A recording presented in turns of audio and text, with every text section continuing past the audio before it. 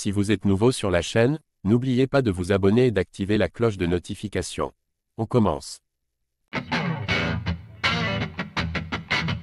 Dans quelques semaines, Benoît Saint-Denis montera dans l'octogone face à Dustin Poirier avec l'occasion de faire un grand pas en avant vers la ceinture.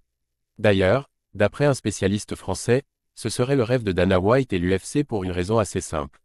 Petit à petit, la pression monte autour du prochain combat de Benoît Saint-Denis.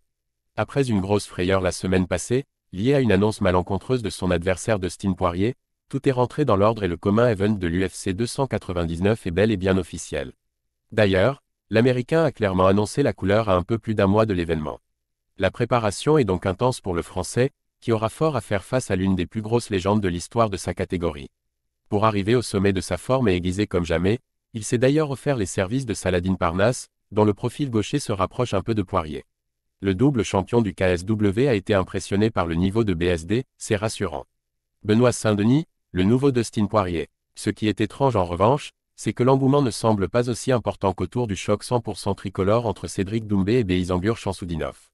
Pourtant, d'après le combattant d'Aboubakar Batilli, qui est aussi l'un des meilleurs analystes MMA sur YouTube, le duel Saint-Denis-Poirier est l'un des 3 plus importants de l'histoire de la discipline dans notre pays.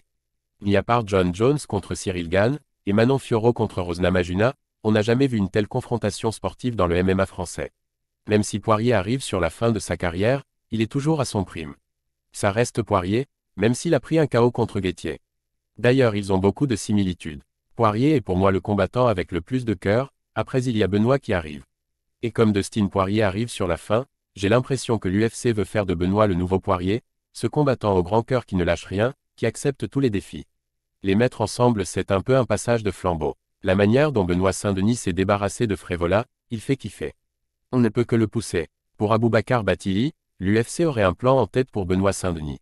En l'opposant à Dustin Poirier, Dana White et ses associés aimeraient bien faire naître une nouvelle star au grand cœur dans l'organisation, un combattant qui n'abandonne jamais, relève tous les défis et surtout assure le spectacle dans la cage. C'est une réelle possibilité, mais pour cela il faudra gagner le 9 mars prochain. Et si Benoît Saint-Denis avait été mis dans cette position pour remplacer Dustin Poirier dans le cœur des fans? Ce serait un bon moyen pour l'UFC de renouveler la catégorie des poids légers, et surtout assurer des grosses affiches à l'avenir.